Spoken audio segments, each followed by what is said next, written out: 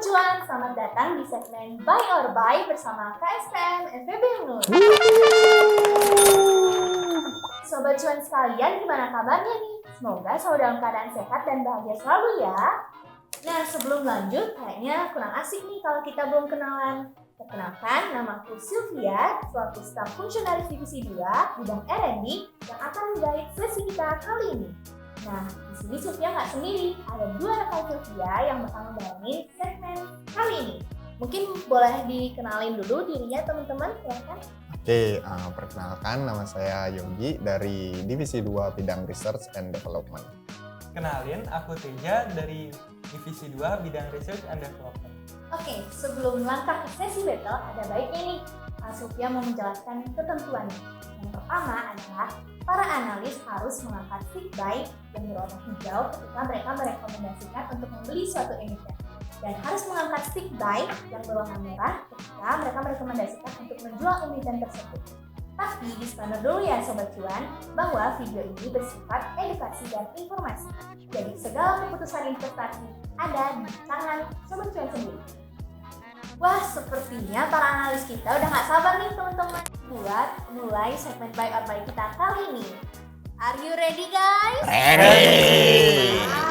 Oke, without any further ado, let's go to start Buy or Buy segment. Emiten pertama, yakni produsen susu Ultramilk ULTJ. Buy or Buy? Siap?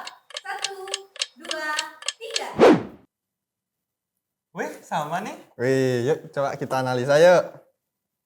Kalau dari saya, jika dilihat dari kinerja keuangan, revenue dari ULTJ terus menunjukkan pertumbuhan yang positif dengan CAGR sebesar 13% dan diproyeksikan akan tetap tumbuh pada tahun 2023 dan 2024. Jadi kalau kita lihat pertumbuhan revenue kuartal ketiga di tahun 2023-nya itu nilainya lebih tinggi daripada kuartal ketiga di tahun 2022. Nah, tapi di sini terjadi sedikit penurunan pada laba bersih perusahaan yang disebabkan karena beban usaha yang juga ikut meningkat. Nah, untuk ke depan kalau saya lihat dari sisi permintaan, adanya program susu gratis dari Prabowo Gibran tentunya akan dapat mendorong permintaan yang akan berdampak kepada kinerja perusahaan. Nah, kalau dilihat dari sisi rasio profitabilitas, ULTJ memiliki rasio yang cukup bagus dengan GPM sebesar 32%, NPM sebesar 15%, ROA sebesar 16%, dan ROE sebesar 19%. Rasio DER-nya juga sangat kecil yang hanya sebesar 0,3 dan current ratio yang lebih besar daripada 1, yang berarti menandakan bahwa perusahaan memiliki kemampuan yang baik dalam membayar kewajibannya. Dan bahkan utang atau liabilitas dari ULTJ selama 3 tahun ke belakang itu menurun sangat signifikan. Lalu dari sisi valuasi, ULTJ juga dapat dikatakan undervalue dengan PER sebesar 16 kali dan PBV sebesar 3,1 kali yang berada di bawah rata-rata 5 tahunnya. Namun agak disayangkan nih, karena dividen yang dibagikan oleh ULTJ itu tergolong kecil dengan dividen yield sebesar 1,75%. Tapi di sini saya tetap memilih buy mengingat kinerja dari perusahaan yang cukup baik. Sekian dari saya, mungkin dari Teja. Baik. Nah, sekarang kita lihat ULTJ dari sisi teknikalnya. Kita dapat melihat ULTJ mengalami uptrend yang lumayan bagus, diindikasikan dari pergerakan sahamnya yang berada di atas garis MA 200 yang berwarna hijau. Namun, ternyata malah dilanjutkan dengan penurunan sehingga berubah menjadi sideways. Kita cermati lagi, ULTJ sempat mengalami uptrend hingga menyentuh garis resisten di angka 2100. Namun dilanjutkan dengan penurunan hingga tertahan di garis MA 200-nya pada angka 1740.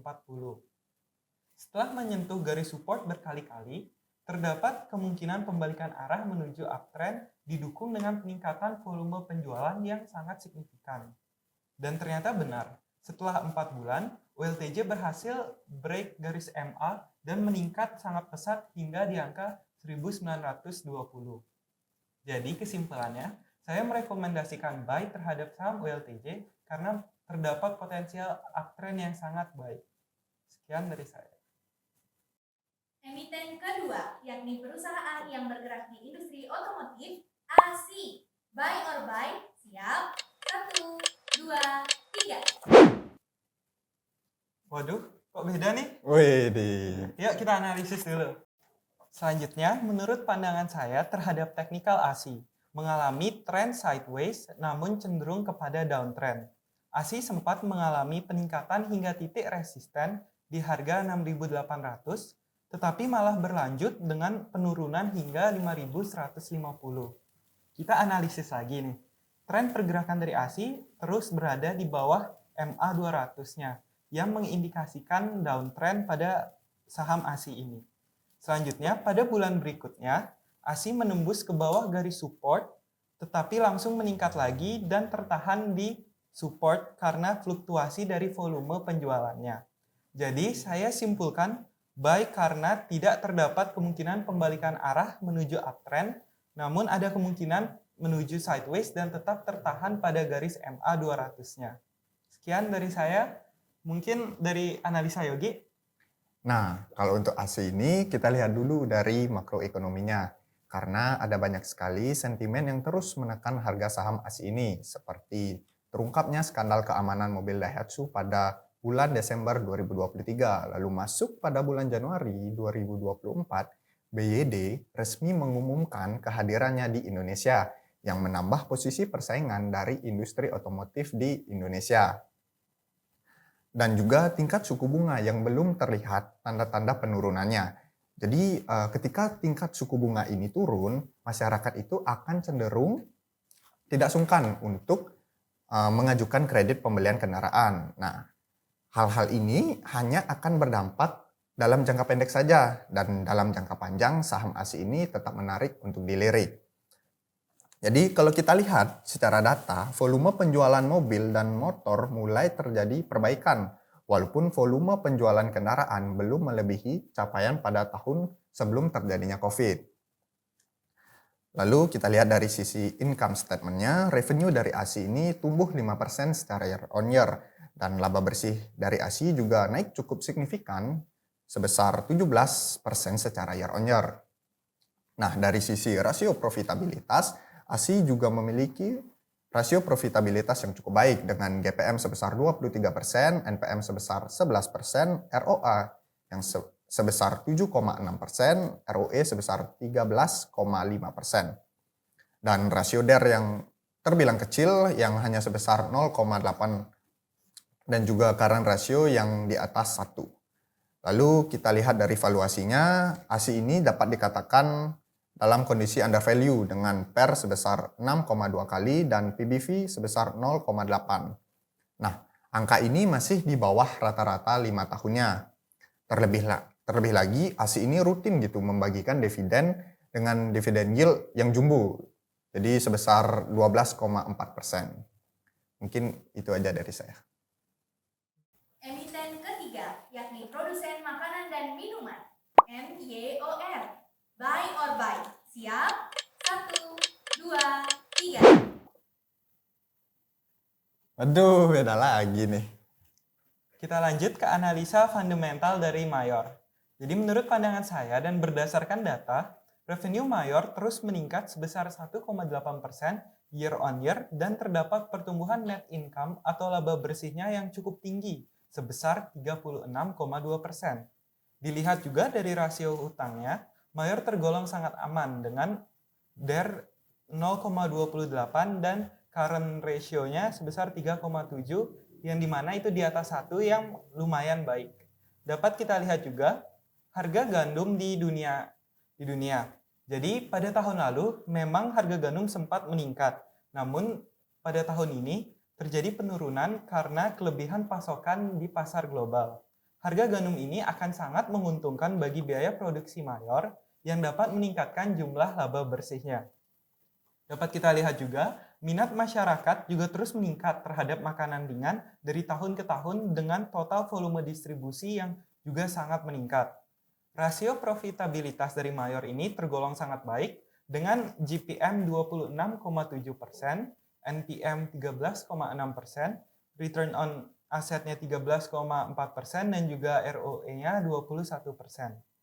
Dan valuasinya juga tergolong cukup murah dan layak untuk dibeli dengan price to earning ratio yang 17,8 kali dan juga price to book value-nya 3,8 kalinya.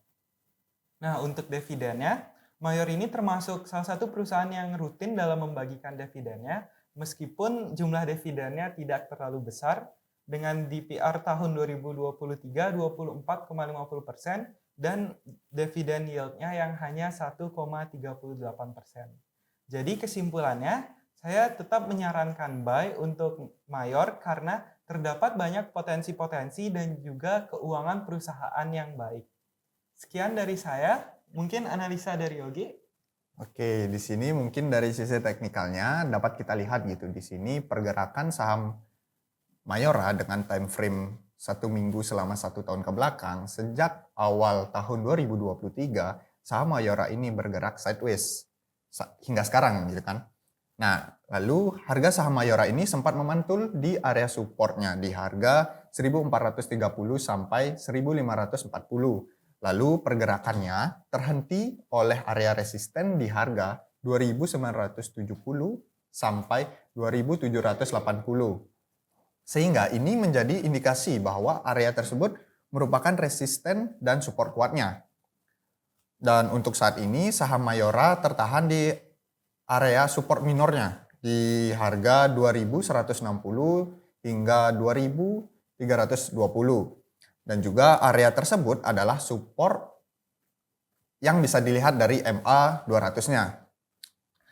Dan untuk kedepannya, apabila saham Mayora ini menembus support minornya, maka terdapat potensi untuk turun lebih dalam lagi ke area support kuatnya.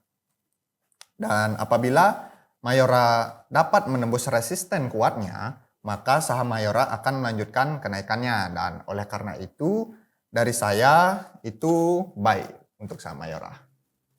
Itu aja dari saya. Wah, kayaknya makin membara banget nih Sobat Cuan pembahasannya. Tapi sayang sekali sesi kita kali ini sudah habis. Ya.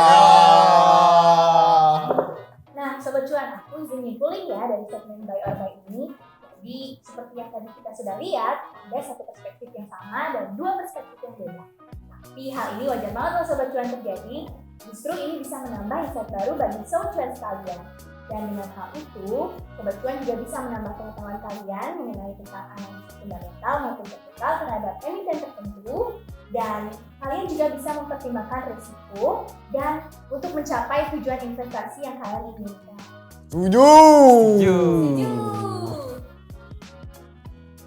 Sekian dulu dari kami. Terima kasih. Mari bersama-sama menggali ilmu agar Sobat Cuan semakin mantap untuk menaklukkan pasar modal. Saya Sylvia. Saya Yogi. Saya Reja.